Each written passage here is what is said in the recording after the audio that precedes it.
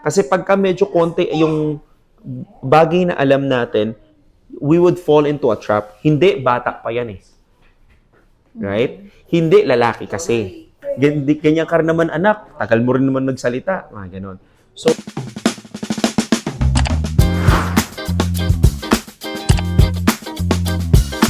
the goal of the screening kasi is for us to help the families understand ano yung mga kailangan yung gawin to help your child, ano yung mga procedures or processes na kailangan yung pagdaanan para kahit paano hindi kayo masyado maliligaw. Ma-understand nyo ano yung mga pwede nyong iwasan. Ganon. So, usually, ang nire-recommend talaga nila is developmental pediatrician. Have you heard? Ring a bell? Nasa search lang. Parang ganon. So, yun. So, usually, sila kasi ang nagbibigay ng actual na diagnosis. Kung meron man ha, hindi ko sinasabing meron. Okay? Ngayon ho, ang pinaka-dilemma ho natin ngayon is, ulitin ko ho ha, lahat ito is during the moment lang na nagkaroon kami ng moment ha, or ng time. Ang isa sa pinaka-concern natin sa ngayon sa kanya, awareness. Okay. Ang ibig sabihin ho ng awareness is yung capacity niya to understand what's happening around him. Paano ko mapapaintindi sa kanya na kailangan niya maintindihan to? Kasi sa ngayon, puro attachments. And to tell you honestly, ang magiging tendency niyan, majority of the time, especially pag nasa labas kayo, nakabuhat talaga siya. Right? Pero paminsan ginagawa ko sa ibang kids na wala pang awareness, kalahati lang yung damit, kailangan matanggal niya nang siya mag-isa. Kasi para alam niya na parang, uy, may something sa damit mo. Paminsan may ibang therapist ang ginagawa nila, nilalagyan nila ng laruan sa katawan. Kasi sobrang lack ng awareness nila, even yung mga maliliit na bagay na yun, hindi nila napapansin. So ngayon, para alam nila na there's a foreign object sa katawan nila, kailangan nilang tanggalin. Diba? So, end up, magde-develop ka ng motor planning, magde-develop ka ng motor skills, and so forth. At least, you're on a very good track, especially kung you want to consider having an intervention now, kasi medyo bata pa siya. Okay. Ngayon, paano mangyayari yung mismong therapy? Usually, in a form of play. Example yan, so, tatingnan natin kung may introduce siya. Ngayon yan, most likely, ang intervention natin yan, targeting ng separation anxiety, saka stranger anxiety. So, malamang sa malamang yan, matagal-tagal pa yan, iiyak talaga yan siya ng iiyak. So yun, medyo madugulang siya sa puso. Yung language, which is yung primary concern ninyo, if I'm not mistaken, saka speech and social, it would come later on. Kasi hindi siya makakapag-interact hanggat hindi siya willing to participate. At hindi siya makakapag-interact kung wala siyang awareness. Kasi kahit na anong language mo, malamang sa malamang, tinuturuan niyo siya sa house, nursery rhymes, and so forth. Pero parang ang dating, parang hindi mo alam kung naririnig ka ba niya or hindi. May mga moments siguro, nagme-make siya ng gestures, pero not all of the time. Right? So parang hindi mo alam kung, kaya nga sabi ko, at the end of the day, we need to have a prioritized problem list. Ano yung pinaka-importante? Like, pag gagawa ka ng bahay, importante ba yung pintura or importante yung pundasyon? So usually, ganun yung judgment natin with regards to him. Ayan, paminsan niyo po. Nakikita niyo po ba gumaganyan siya minsan? Opo, ang tawag dyan, lateral gazing.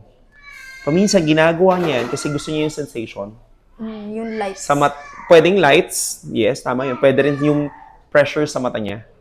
Kaya paminsan nakatingin siya nang wala namang something doon. Kaya paminsan, ito ay kwento lang hindi ko sinasabi na ganito nangyayari sa inyo. Paminsan, meron ako mga patient yan, pinapatawas nila kasi baka daw may nakakakita, mga ganon. And hindi ko sila pwedeng masisi, pero they need to understand what's happening. Kasi yan, tulad yan, more of sensory issue yan.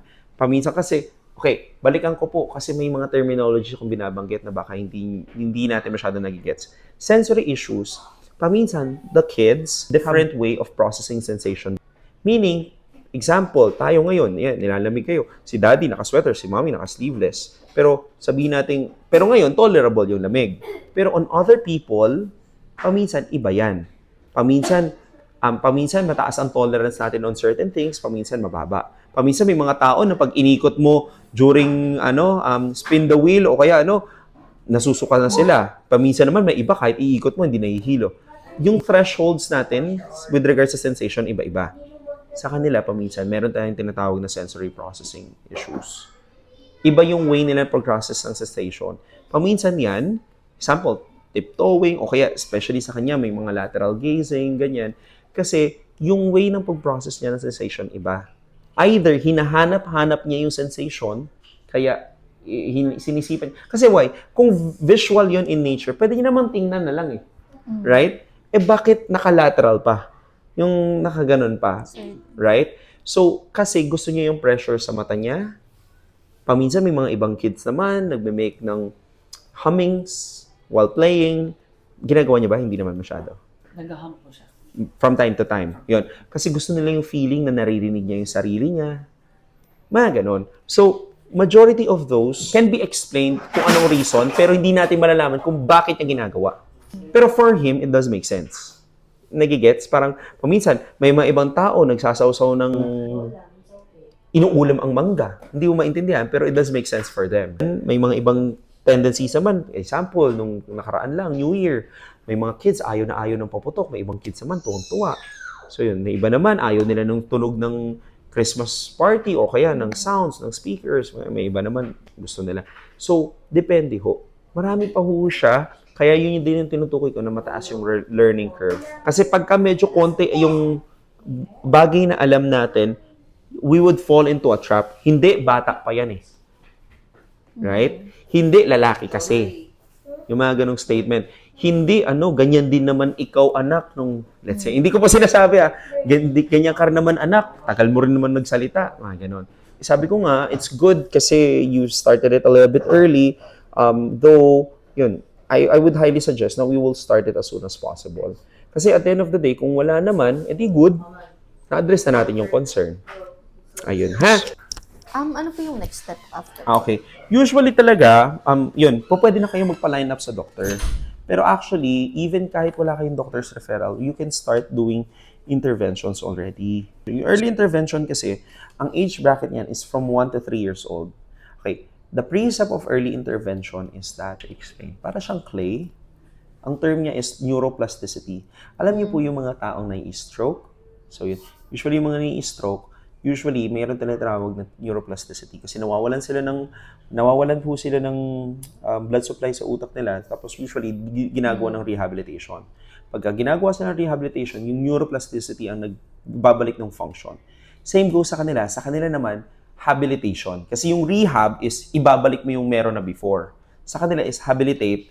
You'll start from nothing, tapos dahil maganda pa neural connections nila, medyo mas ma-improve mo sila, mas maganda. Kaya nga mas mabilis matuto ang bata eh. Kasi mas plastic pa, mas malleable pa yung pinaka personality nila, yung cognitive skills nila. Kaya palagi kong binabanggit sa inyo, at least you started early. At the same time, we also provide individualized educational plan. So, kailangan kasi malaman kung anong current skills niya. Kasi pwede na yung kaklase niya, kahit na magka-same age sila, pero yung isa, nagtatry na siyang mag-letter blending, nakakapag-identify na, pero siya, ang kaya niya pa lang is simple matching.